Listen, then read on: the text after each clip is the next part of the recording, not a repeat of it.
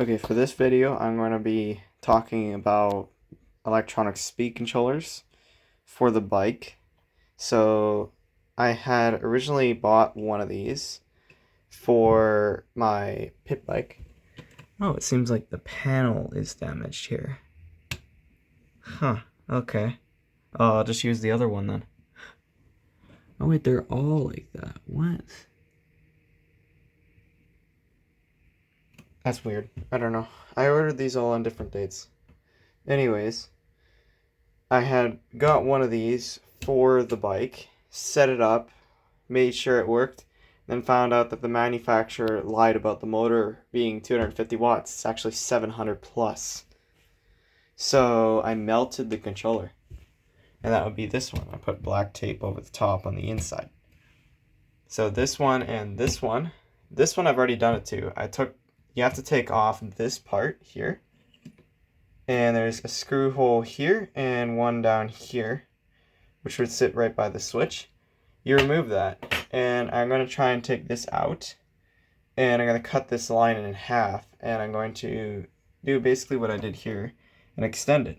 Except we're not going to use this one, and we're not going to use this one either. We're going to use the one that I already have attached to the bike. I'll show you the bike in a second when I turn on my lights. So here's the bike. I had the speed controller sitting right here where that motor is, right there, right behind it in this gap area. And that's my plan, is going to be setting it up on there. Now, the thing about this is that I have to run 2 sets of 14 gauge wire, which means that I need to make a second wiring harness to set this up when I'm all done and finished. I'll do a second video of that. I also need to replace this switch because this is happening. I need 2 throttle engagement switches since these are only rated for 15 amps. And here's the dial. This is the potentiometer that I'm going to be using to control both. And I already have 3 wires running down here somewhere, if I can find them. Here they are. So these 3 wires are the wires for this. It's basically a variable resistor. And here's my LED controls, main power switch, whatever you want to call it. I have 3 displays for each 12-volt battery. And yes, this thing is overclocked quite a bit. And that motor is over 700 watts, and they labeled it as 250 watt. Because whatever the manufacturer says goes, which sucks. In the sense that once you actually get the bike and you try to modify it, you don't know which is which. Like, either they could put any number they want on it. But yeah, so I'm going to set up the speed controllers as one. So I'm going to have these wired up in a second here. So I'm going to pull this apart and show you what it looks like, and then we'll go through there. Okay, so I took this thing off. That's the first thing that came off. Then there was this nut and washer, so I pulled these off. And then I had to shimmy it out through that hole right there and avoid all the microcircuitry down there. But yeah, these MOSFETs are what control the power. These controllers are rated for 30 amps. I am trying to pass 30 amps continuous through them, but 30 amps is their max current rating, which is why I want to use 2, because these things heat up quite a lot on 15 amps as it is. So I'm going to cut this in half. So I'm going to grab these, and I'll be right back with you once I have these cut back in half. I'm going to pull out my solder gun, and I'm going to start wiring them. And just a heads up, with these PWM speed controllers, you're going to want to cut them closer to the dials, or whatever you want to call it. Variable resistor, whatever you want to call it as. You want to cut it close to here, like as close as you can.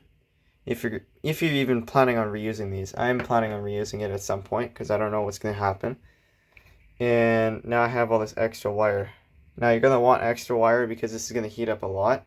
And I don't know if I'm going to burn one of these little computer chips, because my solder gun likes to get temperatures of like 500 plus degrees. People will say that's inaccurate and blah blah blah blah blah, but it's actually true. when the titanium housing on the case is turning green and gray. So I wet a paper towel and I put it on top of the sponge, so that way I don't have to get a new sponge, because might as well save money there. And yeah, there's the discoloration in this thing. All the white on the end here is from, I guess, heat shrink. Don't know why, but yeah. And here I have cut, or stripped rather, all of the wires that I'm going to be using. So I have the 3 wires that I'm going to add to it just to lengthen it. And I decided to go with thinner ones this time around because it's a pain to solder bigger wires. And when soldering, I use tin solder. It's like, I believe it's like 99% tin, then maybe 0.0 something percent copper. Because if I use lead, it's just one way to get problems with health.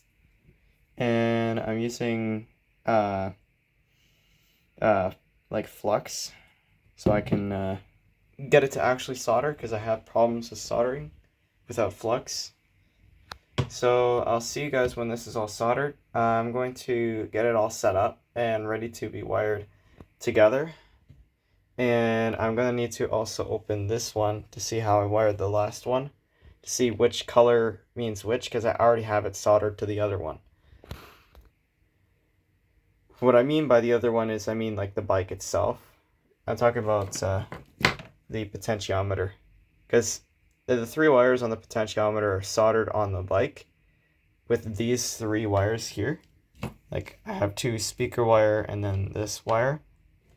And I don't know which one's which for the potentiometer. So what I'm going to do is I'm just going to look at how that one's wired up, and it'll be the exact same as what the potentiometer was. Look, you can see all the colors of the titanium. How neat is that? Oh, and then there's all that burnt stuff from the heat shrink that I've used, because I don't have a hot air gun, and I'm too lazy to buy one. But I soldered all 3 wires. I put the brown as the same as what I did with the other speed controller, which is right here, because the brown is the far right wire. It's the plus marked one. It's the one closest to the hole there, like where the potentiometer was before.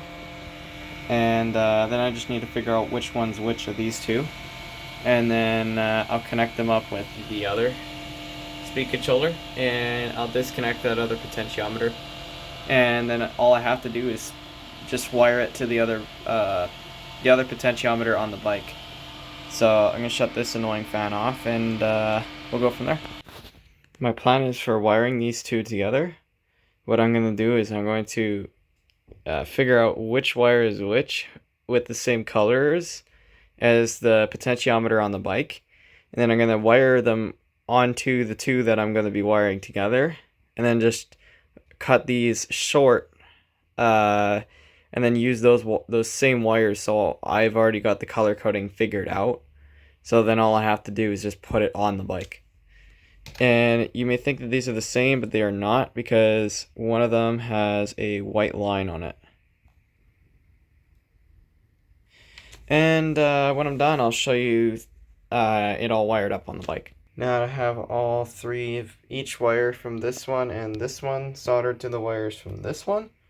What I'm going to do is I'm going to go ahead and snip these. There we go, they're snipped. I wired both of them up, all 3 wires together, to the same original 3 wires. Now I'm going to solder these to the bike. So here's the 2 speed controllers. I wired all 3 leads up to that potentiometer, and the wires already ran through the bike. So I'll make a part 2 after.